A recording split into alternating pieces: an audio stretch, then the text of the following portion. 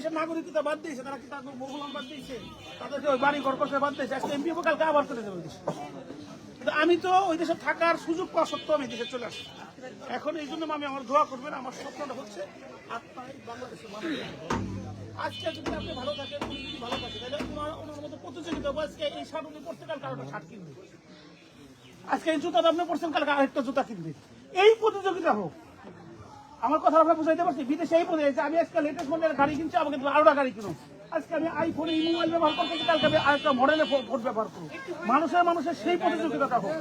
এখন আমরা যে শিক্ষিত হয়েছি, আমি যদি এই কথা না বলি, আপনারা কি বলেন? এই যে আমার যে লিফলেটটা আপনি দেখবেন, আমি আমার মেয়ের ব্যাপারে আমার ওয়াইফে জিজ্ঞেস করি তার শারীরিক অবস্থা কেমন, কয়টা বাপ জিজ্ঞেস করে।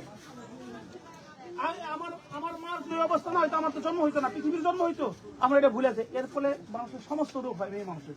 আপনি কতজন খেয়াল, ধর বুঝে বসে ওই আপনার ওয়াইফ করতেছে, তখন আপনার কাছে টাকা নাই, কারণ জীবনের সবকিছু আপনি দিয়ে দিচ্ছে। তো এই সমাজটাকে চেঞ্জ করতে হবে। এই সমাজ আমি একা পারবো না চেঞ্জ করতে। এখন আমি স্বতন্ত্র বারবার দাঁড়াইতেছি, মার খেয়েছি। এইবার একটা সুষ্ঠু ইলেকশন হবে। এইবার সুষ্ঠু ইলেকশন না হলে এরা শেখ হাসিনার চেয়ে খারাপ জায়গায় যাবে, কারণ শেখ হাসিনা অনেক ভালো কাজ করছে, কিন্তু ইলেকশনে এসে ভোট দিতে দেয়, এটাতে মানুষ তারা ঘৃণা করে। আচ্ছা, মাওলানা হাবিব খান বাসা নিয়ে আমি বিশ্ববিদ্যালয়ে গেলাম, আমি অবাক হয়ে গেলাম, কিন্তু দুশ একটা ভোট দিতে দেয় নাই। ইউনুস সাহেব যদি ভোট দিতে দেয়, তাহলে আল্লাহ তাকে ভালো করবে এবং মানুষের কাছে সুনাম হবে।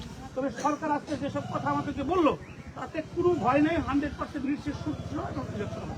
ভোট কেন্দ্রে 31 তারিখ থেকে আপনার সিসিটিভি চলে আসবে। তা আপনাদের যে কাজটা হচ্ছে, আপনারা যদি আমার মতো লোককে ওই জায়গায় পৌঁছান, আমি যদি আপনাদের সাথে সন্ধ্যার সময় কথা যদি সৎ থাকি, ভালো মানুষ থাকি, আপনাদের সন্তানদের চাইলে এই যে সন্তানগুলো দেখতেছেন, এদের দিকে একটা পরিবর্তন চলে আসবে। এই পরিবর্তন হলে রাষ্ট্রের পরিবর্তন হবে। এই বাংলাদেশ ব্রিটিশরা আসুক, জাপানিরা আসুক, রাস্তাঘাট বানায়, তারা বানায় তাদের ইনকামের জন্য, তাদের বেতনের জন্য। তারা আমার সেবার জন্য আসে না। আমাদের লোক সৌদি আরবে যারা কাজ করে, তারাও একই রকম কাজ করে। তো এই সন্তানগুলো যখন দেশটাকে ধারণ করবে, আপনার আমার ব্যথা বুঝবো, এই দেশটা চেঞ্জ হয়ে যাবে। এই জন্য আপনি ফুলটা দিচ্ছেন।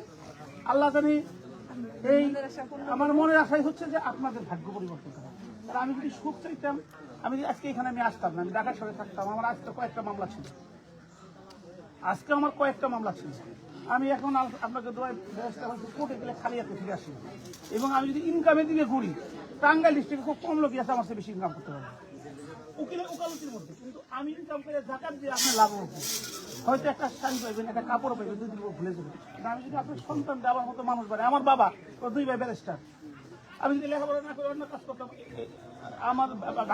আমাদের বাইক চেঞ্জ হইতো না। কিন্তু এইগুলো